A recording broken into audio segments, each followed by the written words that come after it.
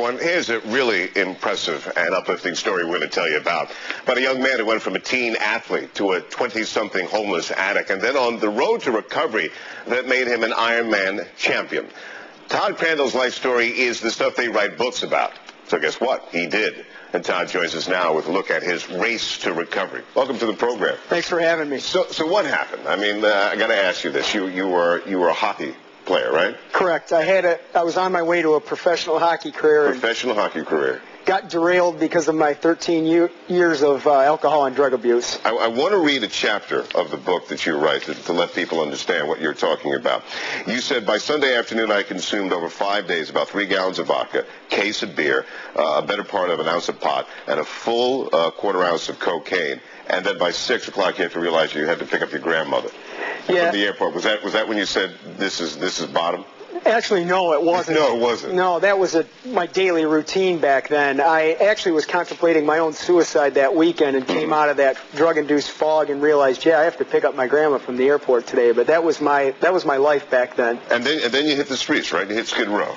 Hit Skid Row, was living out of my car, homeless down in Florida, sleeping on the beaches of Cocoa Beach, Florida, and life was completely out of control for me back then. How did you overcome this? How'd you get the monkey off your back? The turning point for me was receiving my third drunk driving charge back in April of 1993. I registered a .36 on a breathalyzer. Wow, you almost hit the .4 club. Yes. A lot of people don't come back from that.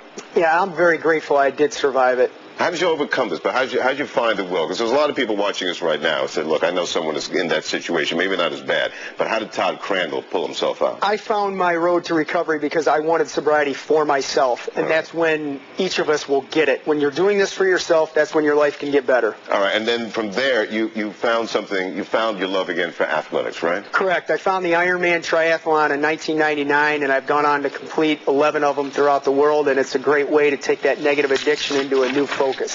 Let's talk about the book, Racing for Recovery, from Addict to Ironman. You have some really lessons that you want to share with some viewers. One of them is about the addict's lessons learned.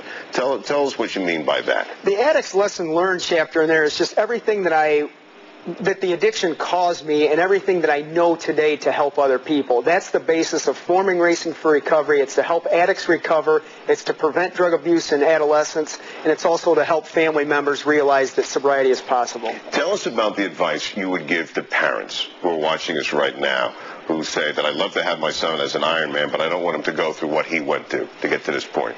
Advice for parents is simply to get your child help. I always use the analogy, if there's smoke, there's fire. If you suspect that your kid is using drugs or alcohol, get them into a treatment center, get them to support group meetings, get help. Read the book. Email me for questions and answers. I'm here to help anybody I can. You say that you tell parents don't be naive. You say you may think that it's not in your home, but you suspect, and you're telling parents to suspect that it's out there.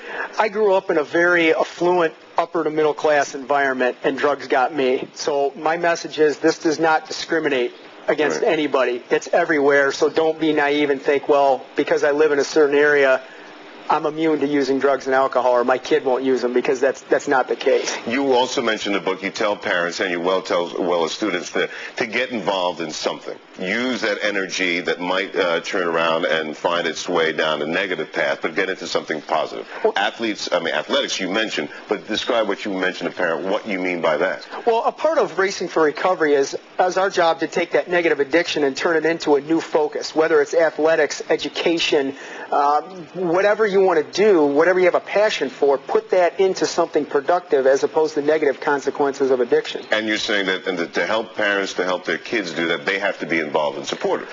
Our support group meetings are cutting edge in that we combine both the addict with the family. They're not traditional 12-step meeting formats. They're different, so both sides can understand what the other has gone through in this horrible thing called addiction. Your sport, you got a race this Sunday.